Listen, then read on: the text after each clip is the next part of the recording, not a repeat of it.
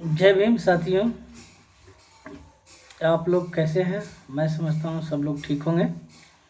आज हम Hindu code bill के 5वें अध्याय में पढ़ेंगे कि हमारे लिए हिंदू कोड बिल जब पेश किया गया तो उस टाइम जो है ये मनुवादी लोगों ने इसका कड़ा विद्रोह किया और इनके छाती पर सांप लौट गया। तो इसी के बारे में हम आगे बुक को पढ़ेंगे। हिंदू कोड को केंद्रीय असेंबली में पेश करने के लिए सवर्णों की छाती पर विषैला सर्प लौटने लगा। भारत के एक किनारे से दूसरे किनारे तक इस कानून के विरोध में बड़ा हंगामा, शोर और आंदोलन आरंभ हो गया। मारवाड़ी सेठों को अपनी संपत्ति में लड़की को भी हिस्सा देना पड़ेगा, यह जानकर वे चीख उठे।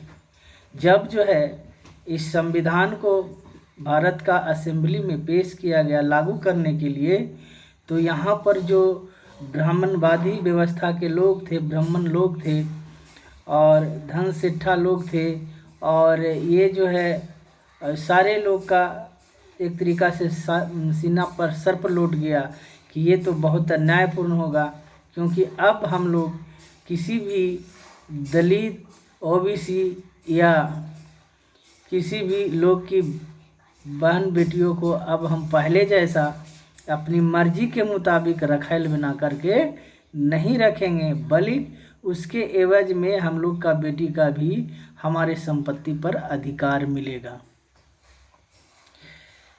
सनातन धर्मी लोग, जिनके नेता स्वामी करपात्री और माधव देवकाचार्य, निरंजन देव तीर्थ, जो बाद में पूरी का शंकर बना, ब्राह्मण वर्ण मारवाड़ी सेठों के धन बल पर सारे हिंदू जगत में विरोध की आग भड़काने में तत्पर हो गए।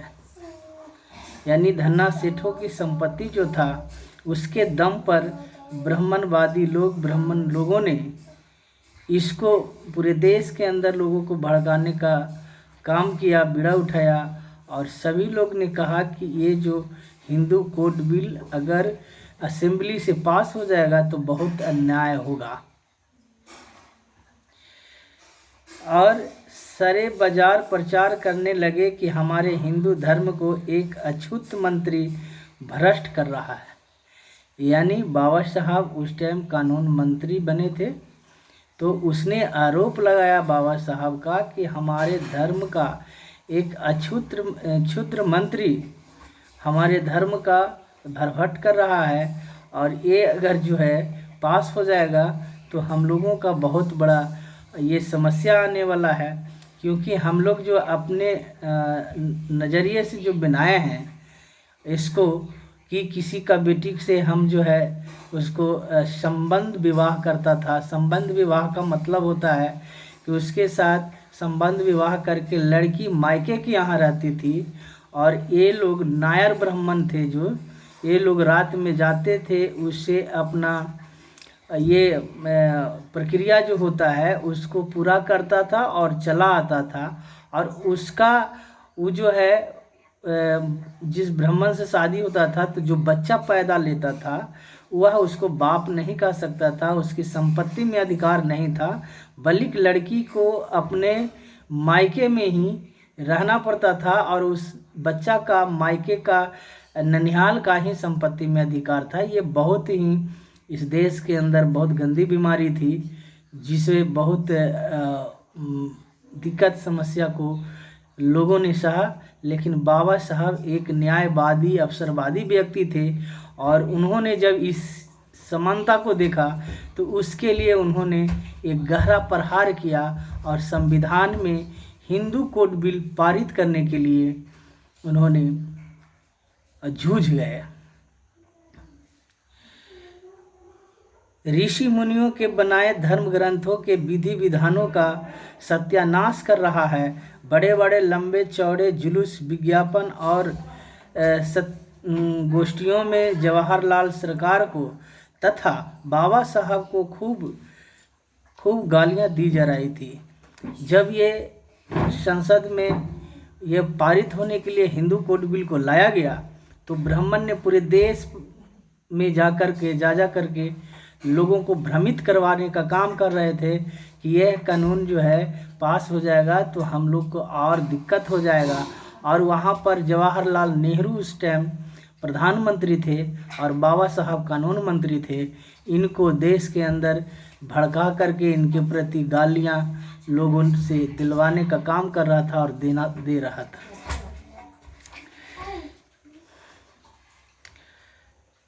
भाड़े के टट्टू प्रतिदिन संसद के सामने हिंदू कोड बिल मुर्दाबाद के नारे लगाते थे। एक बार एक जुलूस तो उत्तेजित होकर बाबा साहब की कोठी हार्डिंग एवेन्यू में घुस गया था। यानी जो आंदोलनकारी थे, तो एक बार की बात है कि आंदोलनकारी जो है इस हिंदू कोड बिल को पारित ना होने दे करके बाबा साहब का कोठी जो था वहाँ पर इन लोगों ने घुसकर तोड़ फोड़ करने का काम किया ताकि ये हिंदू कोड बिल पास ना किया जाए, जिसे सुरक्षा पुलिस ने बड़े साहस से कोठी से बाहर धकेला था। जिसे इतना ही नहीं, बाबा साहब को प्रायः धमकी भरे पत्र प्राप्त होते रहते थे कि हमारे हिंदू धर्म में एक अछूत मंत्री को हस्तक्षेप करने की इजाज़त नहीं दी जाएगी। अगर उस मंत्री ने अपना इरादा बदलकर हिंदू कोड बिल वापस कराने का हठ नहीं छोड़ा तो उसका परिणाम मंत्री महोदय के प्राण लेने तक भी हो सकता है। मतलब ये लोग जो है एक प्रकार के पत्र लिख करके धमकी भी बाबा साहब को देने का काम किया कि अगर ये जो हिंदू कोड बिल को वो जो ठान लिया है कि पारित करवा के रहेंगे, अगर उन्होंने वापस नहीं किया तो हम बाबा साहब को जान से भी मार देंगे। लेकिन हमारे बाबा साहब एक अवसरवादी न्यायवादी महापुरुष थे। उन्होंने जो चीज़ों को देखा, नज़रियों को देखा, महिलाओं के साथ जो अत्याचार हो रहा था उसको उन्होंने बड़ी नज़दीकी से देखा और उन्होंने महसूस किया कि बहुत गंदी चीज़ें हो रहा है। मैं जब तक जीवित रहूँगा इससे इन लोगों को, महिलाओं को कल्याण करूँगा। तो उन्होंने डरने का प्रयास नहीं किया बल्कि हिंदू बिल पास करवाने के लिए हमेशा डटे रहे। बाबा साहब निर्भीक रहे और उसका इरादा अटल ही रहा था। वह इन विस्काओं से डरने वाले में से नहीं थे। बुक में कह रहा है कि बाबा साहब उन लोगों के किसी भी हालात से डरने वाले में से नहीं थे, चाहे वो कितनों भी कुछ भी कर ले। लेकिन बाबा साहब ने ठान लिया था कि हम नारी को मुक्त करेंगे, इन लोगों को चंगुल से बाहर निकालेंगे और एक सही से जीवन यापन कर पाए। ये भी एक अपने जिससे इसकी शादी हो वहीं पर रह पाए, वहीं पर व्यतीत कर सके और इसका जो भी व्यक्ति शादी करे उसका संपत्ति में भी इसका भी अधिकार हो, इसका बच्चा का अधिकार हो। और अन्यथा नहीं तो ये बहुत ही अन्यायपूर्ण होगा। और बाबा साहब ने ऐसा कराने का काम किया।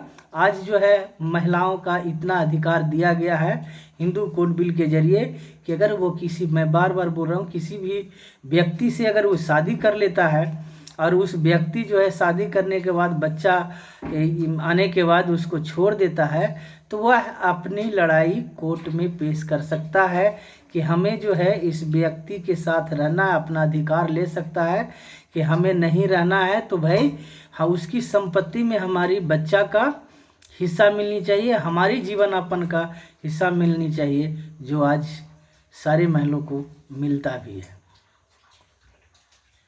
आंदोलन में उन्हें जान मार डालने की धमकियां मिल चुकी थी।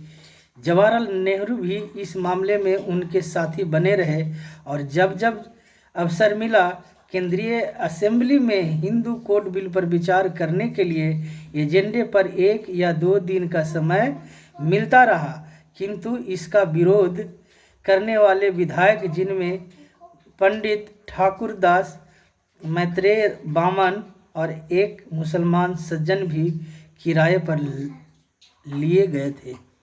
यानी बाबा साहब का जो है इस हिंदू कोड बिल पारित ना होने देने के लिए इसमें कुछ ब्राह्मण समाज के, पूरे ब्राह्मण समाज के लोग थे भी, और कुछ जो है मुस्लिम समाज के लोग, जो बुक बता रहा है कि किराए पर उसे, उस विधायक को कीना गया था कि आप भी इसमें शामिल होइए और इसका विरोध कीजिए। लेकिन पंडित जवाहरलाल नेहरू और बाबा साहब ने ठान लिया था कि चाहे कुछ भी हो जाए, कितनों भी लोग विरोध करें, कितनों भी हल्ला करें, लेकिन ये हिंदू कोड बिल पास कराकर ही हम लोग चैन लेंगे।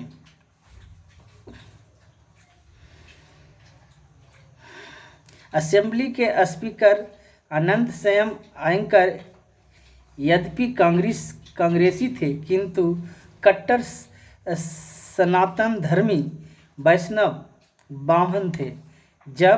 जब हिंदू कोड पर विचार करने का अवसर मिला, वह सारा समय हिंदू कोड के विरोधियों को दे दिया करते थे और बिल की धाराओं को पास होने के लिए आगे नहीं बढ़ने देते थे।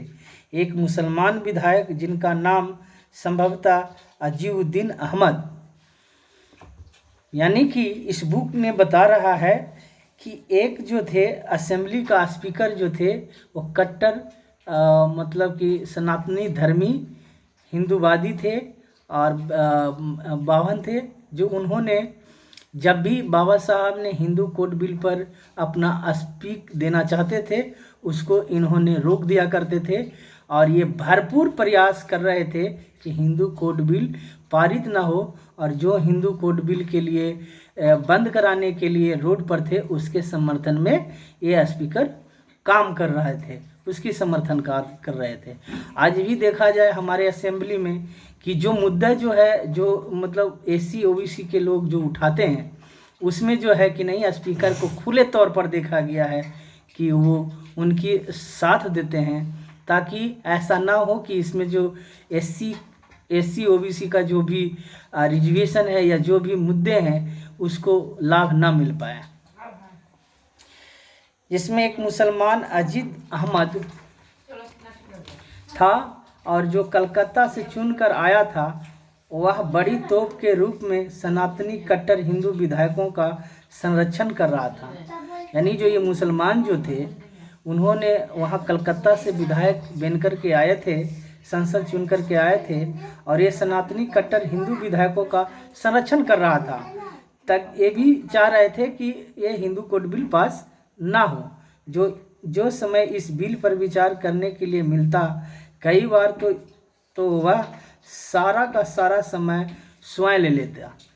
मतलब जब भी बाबा साहब का मौका मिलता हिंदू कोड बिल पर अपनी प्रस्ताव को रखने के लिए और उसे पारित करवाने के लिए, उससे पहले जो है, ये जो कलकत्ता से जो मुस्लिम लोग आए थे, मुस्लिम विधायक एमपी जो आए थे, वह जो क्या करते थे, उनसे पहले समय ले लेते थे और समय को जो है पूरे खींच लिया करते थे, ताकि बाबा साहब का जो है ये प्रस्ताव को पारित करने का मौका समाप्त हो जाए, उनको समय नहीं दिया जाए। कांग्रेसी कट्टर विधायक जवाहरलाल के तथा अनुशासन के डर के मारे स्वयं तो हिंदू कोड बिल का विरोध नहीं कर सकते थे, क्योंकि यह उनकी सरकार की ओर से प्रस्तुत किया गया था। यानी कांग्रेसी कट्टरवादी विधायक जवाहरलाल नेहरू के तथा अनुशासन के डर से, वह अपने डर के मारे जो है इसका खुला विरोध तो नहीं कर पा रहे थे, क्योंकि यह उनकी सरकार थी, यानी उस टाइम कांग्रेस की सरकार थी और उसका पदेन जवाहरलाल नेहरू जी थे। इसलिए उन्होंने विरोध नहीं करते थे, चाह के भी नहीं करते थे, बाकी समर्थन के पक्ष में, बाबा साहब के पक्ष में खड़ा थे।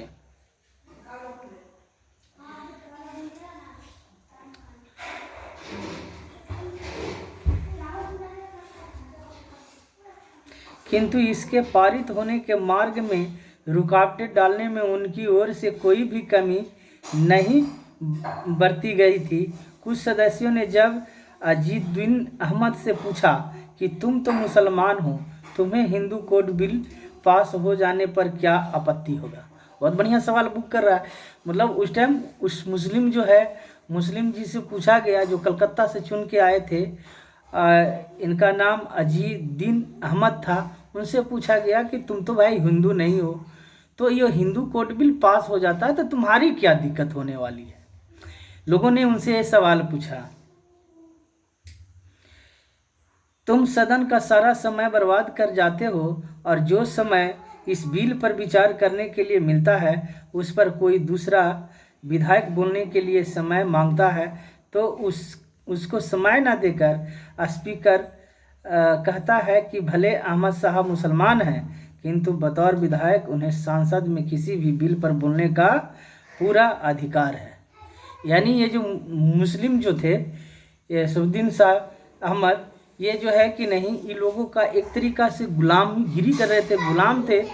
और इन्होंने इनको बोल करके स्पीकर इनका समर्थन करता था कि भले ये मुसलमान हैं लेकिन ये भी चुन के आए हैं और इस बिल पर बोलने का इनका पूरा अधिकार है। और इस प्रकार से बाबा साहब का समय को ख़त्म कर दिया जाता था, बोलने नहीं दिया जाता था। दूसरी तरफ अजुद्दीन अहमद का तर्क था कि मैं हिंदू कोड बिल का विरोध इसलिए करता हूं कि आज सरकार हिंदुओं के धार्मिक मामले में हस्तक्षेप कर रही है। यदि इसे रोका न गया तो कल हम मुसलमानों के पर्सनल लॉ में भी हस्तक्षेप करके उसमें भी संशोधन करने लगेगी। यानी कि ये अहमद साहब का कहना था कि आज हिंदुओं का ये है और हिंदू का अगर इसे नहीं रोका गया हिंदू कोड बिल का तो कल मेरा भी जो पर्सनल लॉ है मुस्लिमों का उसमें भी लोग हस्तक्षेप करेंगे, उसमें भी महिलाओं के संरक्षण के लिए उसमें भी जो है अपना कानून पेश करेंगे। इसलिए उन्होंने समर्थन किया करता था।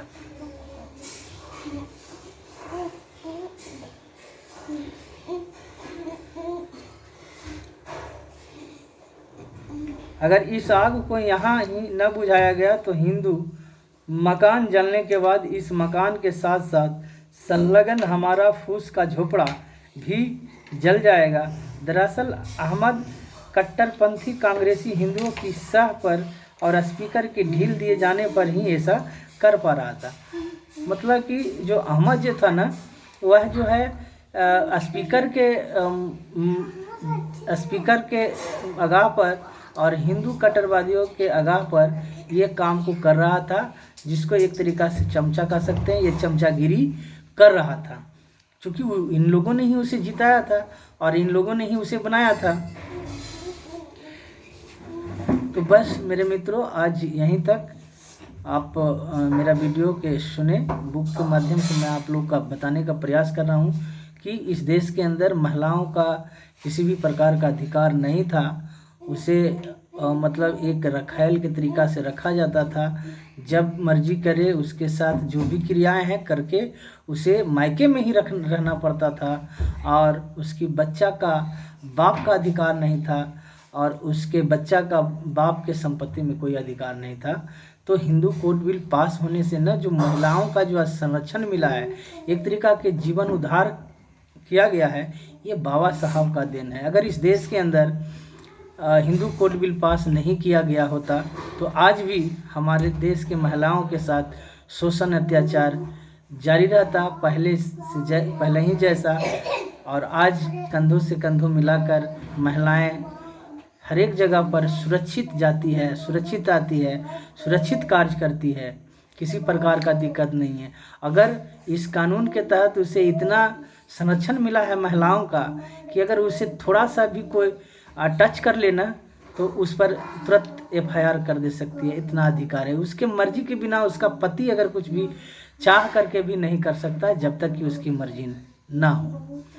जय भीम साथियों, मेरा वीडियो कैसा लगता है लाइक करें, कमेंट करें, शेयर करें ताकि इस बुक को और मैं बढ़िया से आप लोगों के सामने बताने का प्रयास करूं। नमो बुद्धाय।